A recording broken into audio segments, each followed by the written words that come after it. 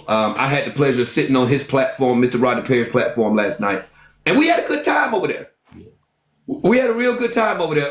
First time I ever chopped it up with you. I had been in your comments before. I don't think that you noticed me because hell, you Rodney Perry. But you gave me the game last night, though. You gave me the game. Like in life, you can live this life, and the best thing you can get is the game. Somebody explain to you what need to be done, and I thank you, dog, for that. I mean, you my guy. I gotta admit, it's my pleasure. The pleasure is definitely all mine. And I appreciate you opening up your space to me last night and give me the exposure to the people that know you. Now, what city you in? Because I'll be everywhere. You can come out and work with me one night. I'm in Atlanta, Cat Comedy Cafe. We gonna hook up tomorrow. Tomorrow's not good for me. Next Tuesday is. All right, we'll hook up next Tuesday. We'll make it happen. Next Tuesday, next Thursday, I'm down. I would love to talk about it as we get closer to it. Done. I would love to do a set with you. I've done set with Cooper, Hanging Mr. Cooper. What's his name? Mark Curry.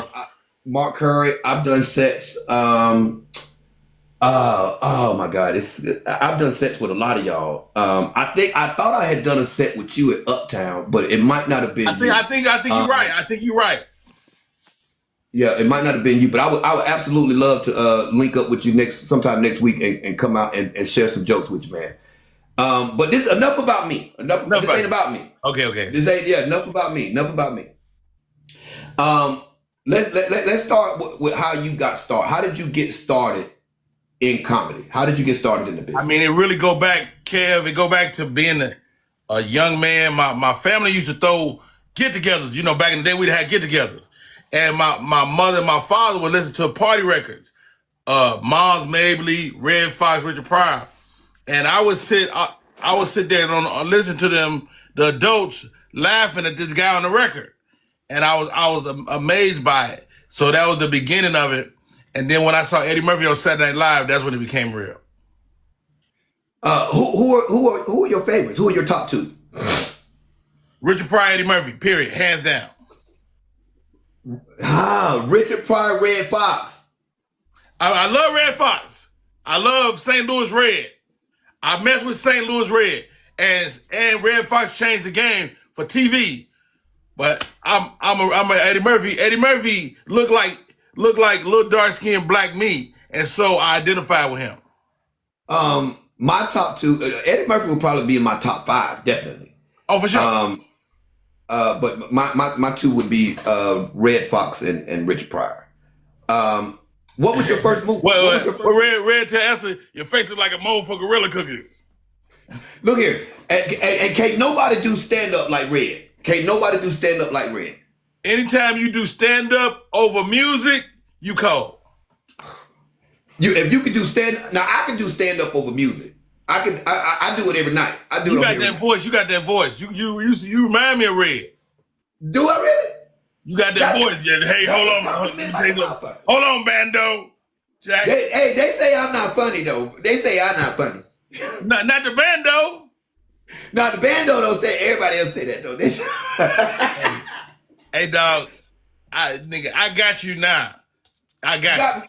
I need all the game I can get. I need all the game I can get.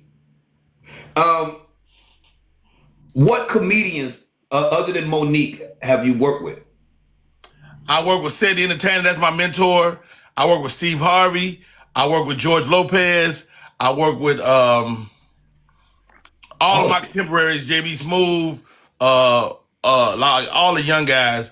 But, like working with Sid and Steve taught me the game because they had us. You couldn't come with them if you wasn't dressed. You had to be dressed nice. You had to wear suits. That's what it was back then. And Sid, after Sid did the Kings of Comedy, he took a bunch of us on the road. Have you ever worked with Cat Williams? Cat Williams we was there together. Okay. Cat Williams we was right there next to each other, and he just blew up. After he did Money Mike, he was gone. But yeah, Cat is my guy. Cat is my guy. Cat is definitely my Cat. If I could be mentored, people don't say about Cat Williams. He wasn't the smartest man in the world. Like he's a certified genius. I've always said if I could be mentored by a comic, it would be Cat Williams. And he would do it too. Like Cat, I see you here doing this, and he'll take you on the road. He took 8 or 9 of my friends on the road. Tell Cat I'm free. I'm available. Is you? Let him know. Hey, beware what you ask for. You might get it. Shit, hell, you have not because you asked not. Shit. Shit. I don't know if you're aware of this, but when all of that was going down with Monique and her son and Monique's husband and everything, I'm the one that did the interview with Monique's son that was on Comedy Hype. Oh wow, that's me. I'm the one that interviewed Shalon. So you interviewed Shalon? Yes, I interviewed Shalon. Well, you know what, man. You know what? I really don't say nothing bad about Monique because she was there for me when nobody else was. She made sure I got my money. Like, I'm gonna give you a quick story. So when I first started working with Monique, I had never made $5,000 for a single show. And I said, Mo, I don't even know what to ask. And I work with Sid and Steve. And, Sid and Steve, you make what you make with them.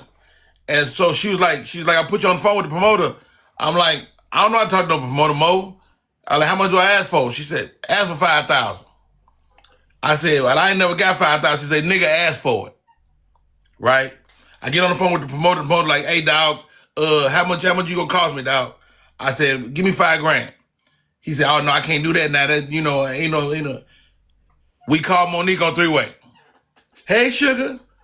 Hey, Miss Monique, I got your boy on the phone. He want $5,000. I told him I can get anybody to do his job. She said, no, you can't, sugar.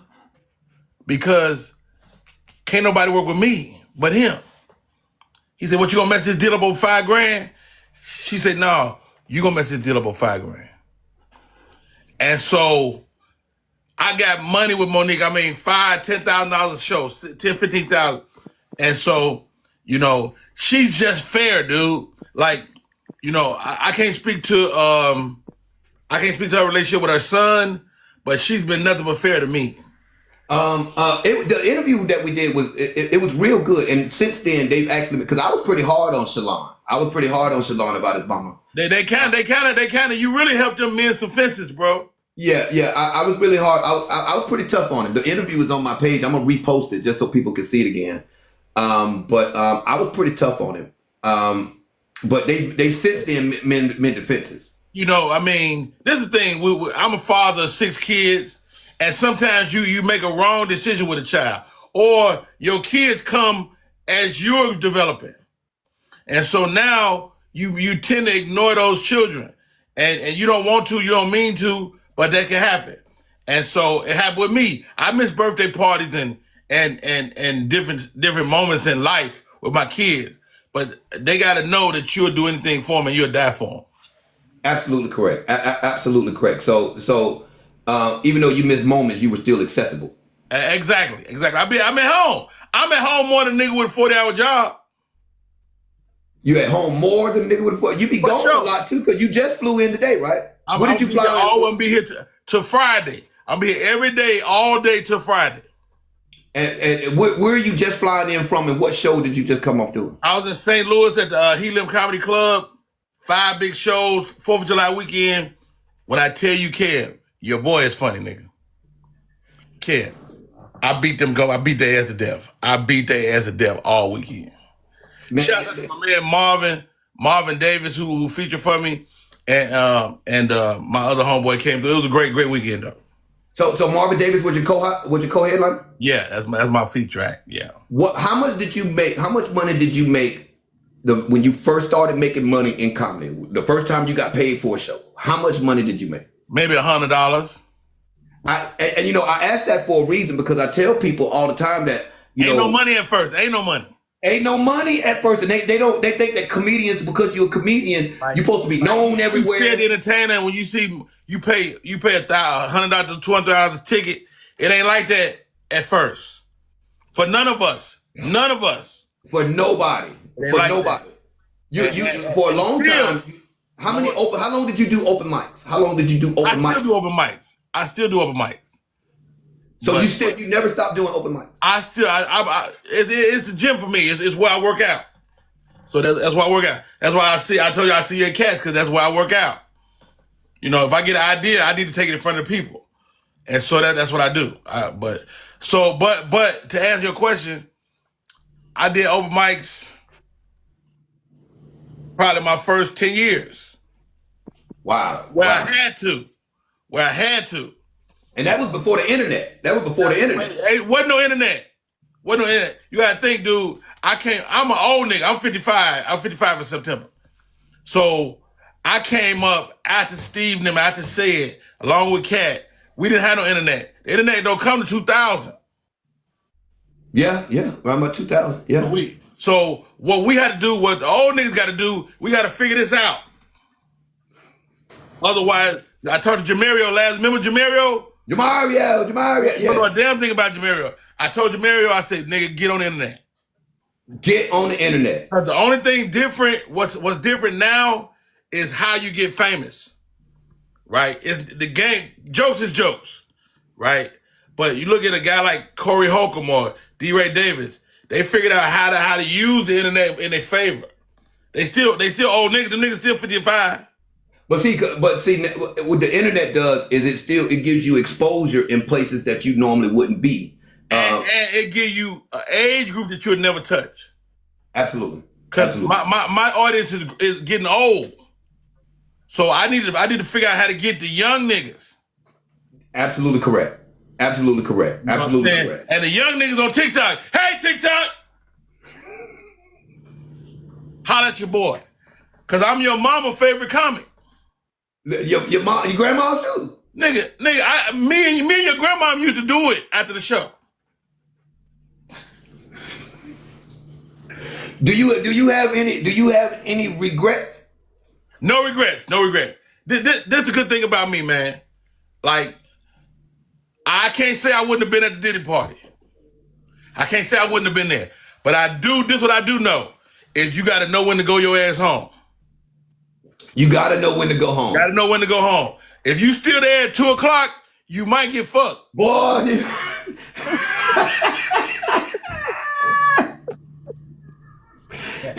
See, a lot of cats, they you never went to the Diddy party? Man, I would have been right there. I'd have been right there. But I tell you what, at 11:30, Kev, 11:30, I'm going home. I'm out here, bitch. Goodbye. Hey, Diddy, holla at your boy. Diddy. I'm out here, bitch. I'm gone, baby. They start fucking niggas at 12:30. I'm out. When they start turning off the lights. Nigga, I'm out. I'm gone. I'm in my car. Kev, I'm already in the car. I've been gone 30 minutes. I'm halfway home. Yeah, the regular club, they start turning the lights on. And then Diddy party, they start turning the bitch on. When they start pulling out them pallets of baby oil, you better get your ass out of there. That's for you. Yeah, nah. That's for you. You heard the story? I was at a party one time with Jamie Foxx. Jamie Foxx historically throws some great parties, right?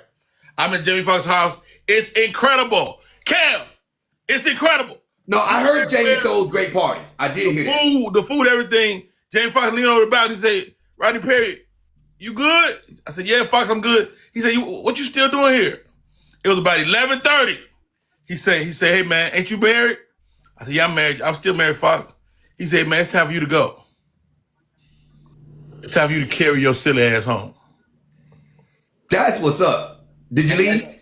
That's why I have no regrets, you know. And how about this? You got to make them decisions when don't nobody care. You got to decide who you are when there ain't nobody looking. When ain't nobody looking. You got to make those decisions now. Like, anybody watching me right now, you like, man, I want to be a star. I want to be a star. I want to be this. It's going to happen. But you got to decide now. You got to stand on business. Right now. You got to stand on business right, man. When ain't nobody looking. When ain't nobody looking. When ain't nobody looking, you got to stand on business. Guess what? This business going to give you all your vices. Whatever if you like cocaine, you like girls, you like boys, whatever you like, the business will give it to you. So you got to decide what you want and what you need. Now. So